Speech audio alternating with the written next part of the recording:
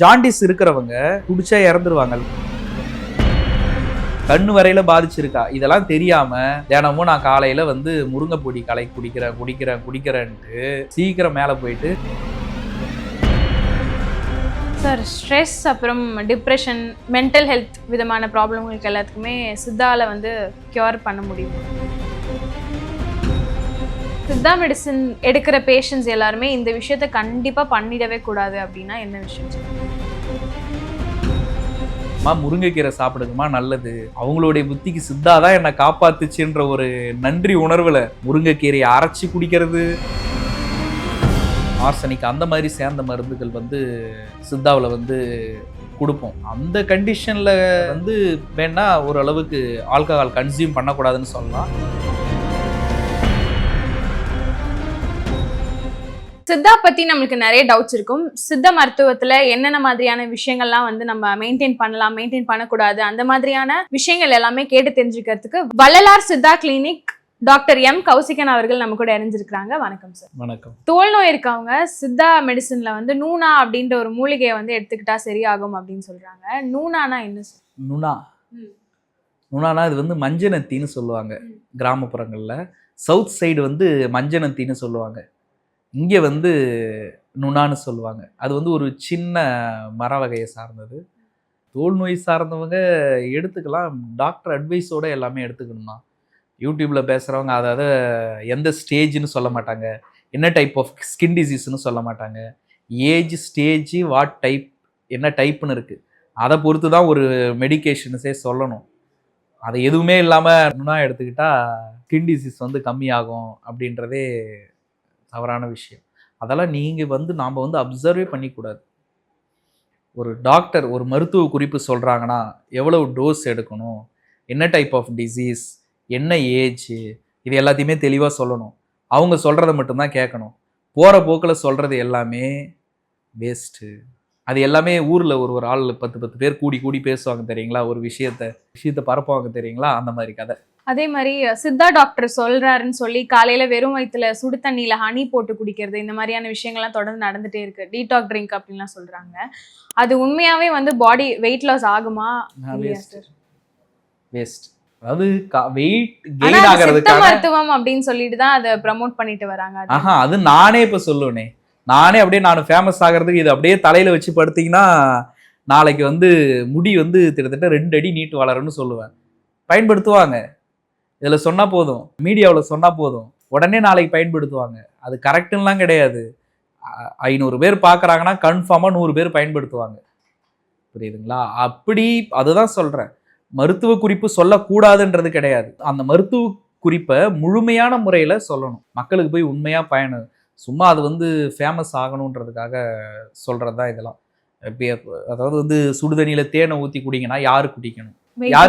யார் வேணாலும் குடிக்கலாம். ஆனா வெயிட் லாஸ் பண்றது குடிக்கிறேன்னு சொல்றீங்க பாத்தீங்களா, அதை தான் நான் தவறுன்னு சொல்றேன். தேனும் சுடுதண்ணியும் நான் தவறு சொல்ல, புரியுதுங்களா? வெயிட் லாஸ் பண்றது குடிக்கலாம்னா வெயிட் லாஸ் ஆல்கஹால் குடிச்சிட்டு ஃபேட்டி லிவர் இருக்கிறதுனால வெயிட் கெயின் ஆச்சுங்களா அவங்களுக்கு, இல்லை குழந்தை பிறந்ததுக்கு அப்புறம் லேடிஸ்க்கு வெயிட் கெயின் ஆயிடுச்சுங்களா, இல்லை டயபெட்டிஸ்னால வெயிட் கெயின் ஆச்சுங்களா, ஹைப்போதைராய்டிஸ்னால வெயிட் கெயின் ஆச்சுங்களா, இவ்வளோ காசு இருக்கு, புரியுதுங்களா? அப்போ இந்த காசெல்லாம் தவிர்த்து இவ்வளோ காசு இருக்குன்றது ஒரு டாக்டர் உணர்ந்து சுடுதண்ணியில் தேன் கலந்து வெந்நீரில் தேன் கலந்து சாப்பிடுங்க வெயிட் லாஸ் ஆகும் அப்படின்னு சொல்கிறாங்கன்னா, சும்மா ஒரு ப்ரமோஷன், ஒரு சப்ஸ்கிரைபர் இருந்தால் அது அப்படியே கொஞ்சம் பரவலாக எல்லாருக்கும் இதாகன்றாங்க. அதெல்லாம் இந்த தவறே பண்ணக்கூடாது. நிலவேம்பு கஷாயம் அப்படின்றது ஆஃப்டர் கோவிட்ல ரொம்பவே ஃபேமஸ் ஆச்சு. லைக் கோவிட் டைம்லையும் சரி, அதுக்கப்புறமும் ரெகுலராக நிறைய பேர் குடிக்க ஆரம்பிச்சாங்க. அதோட ஆக்சுவல் பெனிஃபிட்ஸ் என்ன சார்? அதில் வந்து என்னென்னா anti viral and anti bacterial action வந்து இருக்குது. அதனால் எனி வைரல் ஃபீவர், பாக்டீரியாஸ்னால வரக்கூடிய ஃபீவர்ஸில் கூட அது நல்லா ஒர்க் ஆகும், அவ்வளவுதான். அதே மாதிரி சுகர் கம்மியாகிறதுக்கு அந்த மாதிரி முருங்கை பவுடர் குடிக்கிறதா இருக்கட்டும், அப்புறம் வந்து கரிசலாங்கண்ணி, அந்த மாதிரி நிறைய பவுடர்லாம் காலையில் வெறும் வயிற்றுல குடிப்பாங்க, சுகர் வந்து கண்ட்ரோல் ஆகும் அப்படின்றது. அதை வந்து சில பேர் அளவு தெரியாமல் எக்ஸ்ட்ரா டோஸ்லாம் குடிப்பாங்க சார். அப்படி ஆகும்போது என்ன மாதிரியான நிலைஸ் நடக்கும்? இல்லை, அளவு அதிகமாக குடித்தாலும் ஒன்றும் ஆகாது. முருங்கை இலை பவுடரு ப்ளஸ் கரிசலாங்கண்ணி பவுடர் இதெல்லாம் அளவு அதிகமாக குடித்தாலும் ஒன்றும் ஆகாது. எவ்வளவு அப்சர்வ் ஆகுதோ அப்சர்வ் ஆகிட்டு மீதி மோஷன் வழியாக வெளியில் போயிடும், அவ்வளோதான். இதெல்லாம் வந்து ரொம்ப, ஏன்னா இதெல்லாம் அதுதான் சொல்கிறேன், ஹெர்ப்ஸ்ன்றதுனால நமக்கு வந்து ஈஸியாக அப்சர்வ் ஆகும், எக்ஸ்ட்ரா இருக்கிறது வெளியில் தானாக தள்ளிடும். இதுவே கெமிக்கலில் அந்த மாதிரி இருக்காது. அதனால் அதிகமாக சாப்பிட்றதுனால அந்த பிரச்சனை ஏற்படாது. ஆனால் சுகர் இருக்கிறவங்க அந்த சுகரோடைய அளவு என்ன, அது என்ன கண்டிஷனில் இருக்குது, என்னென்னலாம் எது வரையில் பாதிச்சிருக்கு, நர்வ்ஸ் வரையில் டயபெட்டிக் நியூரோபதின்னு சொல்லுவாங்க, நர்வ்ஸ் வரையில் பாதிச்சிருக்கா, கண்ணு வரையில் பாதிச்சிருக்கும், டயபெட்டிக் ரெட்டினோபதின்னு சொல்லுவாங்க, கண்ணு வரையில் பாதிச்சிருக்கா, இதெல்லாம் தெரியாமல் தினமும் நான் காலையில் வந்து முருங்கைப்பொடி கலை குடிக்கிறேன்ட்டு சீக்கிரம் மேலே போயிட்டு கேட்டால் உடனே பேப்பரில் கொட்டை இடத்துல வரும், சித்தா மருந்து பயன்படுத்தியதுனால தான் இவங்க வந்து, டாக்டர் அட்வைஸ் கிடையாது, டாக்டர் இதை சாப்பிடுங்கன்னு சொல்லியிருக்க மாட்டாங்க, இவங்களா எங்கேயாவது கேட்கறத வச்சுக்கிட்டு அவங்களுக்குள்ளே மனசை தேத்திப்பாங்க, முருங்கை பவுடர் சாப்பிட்டா சரி ஆயிடணும், சரி ஆகாதுன்னு அவங்க ஆழ் மனசை கேட்டால் கரெக்டாக தெரியும். அது வந்து முற்றிலும் தவறு, அப்படி பண்ணவே கூடாது. டயபெட்டிஸில் பொறுத்தளவுக்கு என்னன்னா, எதை ஃபாலோ பண்ணணுமோ அதை ஃபாலோ பண்ணணும், அதை ஃபாலோ பண்ணாமல் விட்டுட்டாலே நான் சித்தா தான் சாப்பிட்டேன் அப்படின்னாலும் தப்பு தான் அது. சார், ஸ்ட்ரெஸ் அப்புறம் டிப்ரெஷன், மென்டல் ஹெல்த் விதமான ப்ராப்ளங்களுக்கு எல்லாத்துக்குமே சித்தால வந்து கியூர் பண்ண முடியுமா? அனுபவம் தான், அதுக்கெல்லாம் யார் மருந்து இருக்குன்னு சொன்னா? ஸ்ட்ரெஸ்ஸில் ஒரு சில பேர் அப்படியே உட்காந்து ஸ்ட்ரெஸ்ஸை போக்கணுமா, நாங்கள் ஸ்ட்ரெஸ் மாத்திரை உடனே மாத்திரை கொடுத்த உடனே தூங்கிடுவாங்க, தூங்கிட்டா ஸ்ட்ரெஸ் போயிடுமா?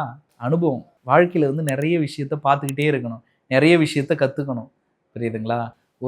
அதுதான் சொல்கிறேன், ஒரு நிலக்கரி சுரங்க தொழிலாளி இருக்கிறாங்க, ஒரு 3 அடி குகைக்குள்ள உள்ளே போயிட்டு அந்த நிலக்கரியை தோண்டி எடுத்துகிட்டு வந்து வெளியில் கொடுக்குறாங்க. இவங்களை விட என்னன்னா இங்கே இருக்கிறவங்களுக்கு ஸ்ட்ரெஸ் எல்லாம் அதிகமாக கிடையாது, இவங்களா அதை வந்து பெருசாக ரொம்ப சிம்பிளான விஷயம்.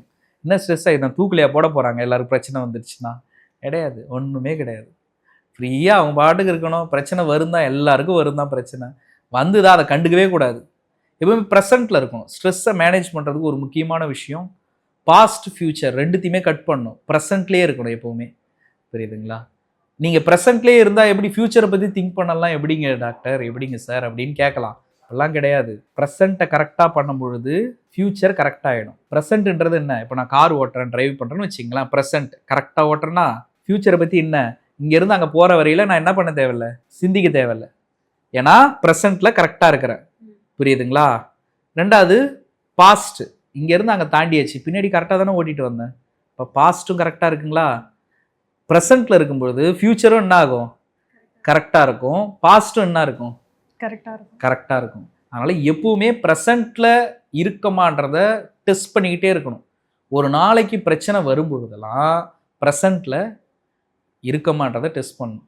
இப்போ நான் உங்களை திட்டுறேன்னு வச்சுக்கிங்களேன், திட்டுற ஒரு நிமிஷம் நீங்கள் என்னென்ன பண்ணணும், மறுபடியும் திட்டிடணும், மறுபடியும் திட்டு அங்கே கூப்பிட்றாருன்னா அங்கே வந்து அதோடைய ப்ரெசண்ட்டு, இங்கே என்கிட்ட ப்ரெசண்ட்டு, இவ்வளவுதான், புரியுதுங்களா? நீங்கள் இந்த பாஸ்ட்லேருந்து திட்டி முடிச்சதுக்கப்புறம் இந்த பாஸ்ட்லேருந்து அங்கே என்ன பண்ணிட்டீங்க, அந்த ப்ரெசண்ட்டுக்கு போயிட்டீங்க, அந்த ப்ரெசண்ட்டில் இருக்குமா அப்படின்றத டெஸ்ட் பண்ணிகிட்டே இருந்தீங்கன்னா ஸ்ட்ரெஸ்ஸுன்றதே என்ன, சுத்தமாக இருக்காது. அது மாதிரி எல்லாமே மாறக்கூடியது தான், புரியுதுங்களா? இப்போ உங்கள் வீட்டில் யாராவது இறந்துருக்குறாங்களா? யார் இறந்தா? போன மாதம் என் பாட்டி இறந்துட்டாங்க. பாட்டி இறந்தப்ப அழுதிங்கல்ல? ஆமாம். இப்போ அன்னைக்கு அழுத மாதிரி இப்போ அழுது ட்ரை பண்ணுங்க. இல்லை, முடியாது. ஆச்சுங்களா? இன்னும் 10 வருஷம் கழிச்சு சுத்தமாகவே முடியாது. அதுதான் சொல்கிறேன், எல்லாமே மாறும், அடுத்த கட்டத்துக்கு போகும். அதனால் இதுதான் விஷயம், ஸ்ட்ரெஸ்ஸை மேனேஜ் பண்ணுறதுக்கு. ரொம்ப மெடிசன்லாம் எடுத்தால் அவ்வளோதான், கதை முடிஞ்சதுன்னு அர்த்தம். சார், இப்போ சித்தா மெடிசன் எடுக்கிற பேஷண்ட்ஸ் எல்லாருமே இந்த விஷயத்த கண்டிப்பாக பண்ணிடவே கூடாது அப்படின்னா என்ன விஷயம் சொல்றீங்க? சித்தா மெடிசன் எடுக்கிற பேஷண்ட் எல்லாமே அந்த கோர்ஸ் முடிஞ்சதுக்கப்புறம் மறுபடியும் இதை தான் டாக்டர் சொன்னார், நான் சொல்லியிருப்பேன், அம்மா முருங்கைக்கீரை சாப்பிடுங்கம்மா நல்லது, அவங்களுடைய புத்திக்கு சித்தா தான் என்னை காப்பாத்துச்சுன்ற ஒரு நன்றி உணர்வில் முருங்கைக்கீரையை அரைச்சி குடிக்கிறது, முருங்கைக்கீரை கூட இதெல்லாம் கலந்து குடிக்கிறது, முருங்கைக்கீரை எடுத்து தலையில தடவிக்கிறது, இந்த மாதிரி காரியங்களை பண்ணாம, ஆமா இதெல்லாம் பண்ணாம இருந்தாலே நல்லது அவங்களுக்கு. மற்றபடி வேற எதுவும் இல்லை. மீதி எல்லாம் ஒரு சின்ன சின்ன டயட்ஸ் பற்றியும் அதெல்லாம் வந்து நம்ம பேஷண்ட்டோடைய கண்டிஷனை பொறுத்து நம்ம சொல்லிப்போம். சித்தா கூட ஆல்கஹால் மிக்ஸ் ஆகும்போது என்ன மாதிரி ரியாக்ஷன்ஸ் நடக்கும் சார்? இல்லை, ஒரு ரியாக்ஷன் நடக்காது. ஒண்ணுமே பிரச்சனை இல்லை. பிரச்சனை இல்லை. அது எப்படி வந்து ஆல்கஹால் சாப்பிட்டா சித்தா மெடிசன் சாப்பிடும்போது ஆல்கஹால் சாப்பிடக்கூடாதுன்னு எப்படி பரவச்சுன்னா, அதுதான் ஒரு 40 இயர்ஸ் முன்னாடி ஜாண்டிஸுக்கு, இப்போவும் அப்படிதான், ஜாண்டிஸுக்கு எல்லாருமே நிறைய பேர் சித்தா தான் எடுப்பாங்க. முன்னாடி வந்து இந்த மாதிரி மீடியாவுடைய வெளிச்சங்கள்லாம் இல்லை. முன்னாடி வந்து ஜாண்டிஸ்க்கு நிறைய பேர் போய் கிராமங்கள்ல மருந்து எடுக்கிறாங்கல்ல. ஜாண்டிஸ் இருக்கிறவங்க குடிச்சா இறந்துருவாங்கல்ல ஆச்சுங்களா. அப்ப கிராமங்கள்ல மருந்து எடுக்கும் பொழுது மருந்து பச்சையில சாப்பிட்டுட்டு வருவாங்க. வந்த உடனே ஜாண்டிஸ் இருக்கும். குடியினாலதான் அந்த இது வருது. சரி, என்ன பண்ணுவாங்க, இவங்க மறுபடியும் குடிப்பாங்க. குடிச்சதுனால இறந்துருவாங்க. ஆனா இப்ப இருக்கிற மாதிரி தெளிவு மக்கள்கிட்ட அப்படி இல்லை. அப்ப என்ன சொல்லுவாங்க, மருந்து சொல்லிட்டு பத்தியம் வச்சாரு, பத்தியம் சொன்னாரு. பத்தியம் எதுக்கு சொன்னது? பிலிருபின் லெவல் இன்க்ரீஸ் ஆகிறதுனால இதெல்லாம் சாப்பிட்டால் என்ன ஆகும், பிலிருபின் லெவல் இன்க்ரீஸ் ஆயிடும். அதுக்காக சொன்ன பத்தியம் இது. புரியுதுங்களா? மருந்து நோய்க்கு கொடுத்தது, பத்தியம் நோய்க்கு. அப்படி இது பண்ணிட்டு இறக்கும் பொழுது என்னன்னா அதை வந்து கனெக்ட் பண்ணிப்பாங்க. அப்படிதான் அந்த ரூமர்ஸ் வந்து பரவச்சு. சித்தா மருந்து சாப்பிட்றீங்களா, ட்ரிங்க்ஸ் சாப்பிடக்கூடாது அப்படின்ற மாதிரி. ஒரு சில நாங்களே வந்து ஒரு சில ப்ரிப்பரேஷன்ஸ் வந்து கொடுப்போம். ஒரு சில பெருமருந்துன்னு சொல்லுவாங்க, ஆர்சனிக், அந்த மாதிரி சேர்ந்த மருந்துகள் வந்து சித்தாவில் வந்து கொடுப்போம். அந்த கண்டிஷன்ல வந்து வேணா ஓரளவுக்கு ஆல்கஹால் கன்சியூம் பண்ணக்கூடாதுன்னு சொல்லலாம். ஆனால் அப்படியே கன்சியூம் பண்ணுறதா இருந்தாலும் ஒன்றும் ஆகாது, ரொம்ப ஒன்றும் பெரிய பாதிப்புகளை ஏற்படுத்தாது. ஏன்னா அந்த மெடிசன்ஸ்லாம் கொடுக்கும்போது ஆக்சுவலி பேஷண்ட்டே வந்து ரொம்ப கிரிட்டிக்கலாக தான் இருப்பாங்க. அந்த மாதிரி மெடிசன்ஸை கொடுக்கும்போது நேனோ, அதாவது மெட்டாலிக் ப்ரிப்பரேஷன் சொல்லுவாங்க, அது எல்லாமே அலோபதியிலையும் தான் இருக்குது. சித்தாவில் மட்டும் கிடையாது. மெட்டாலிக் ப்ரிப்பரேஷன் அலோபதியிலையும் இருக்குது.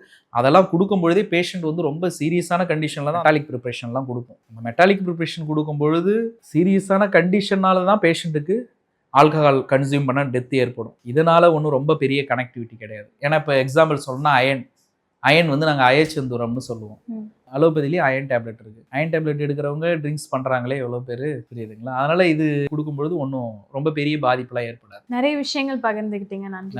நன்றி. தேங்க்யூ.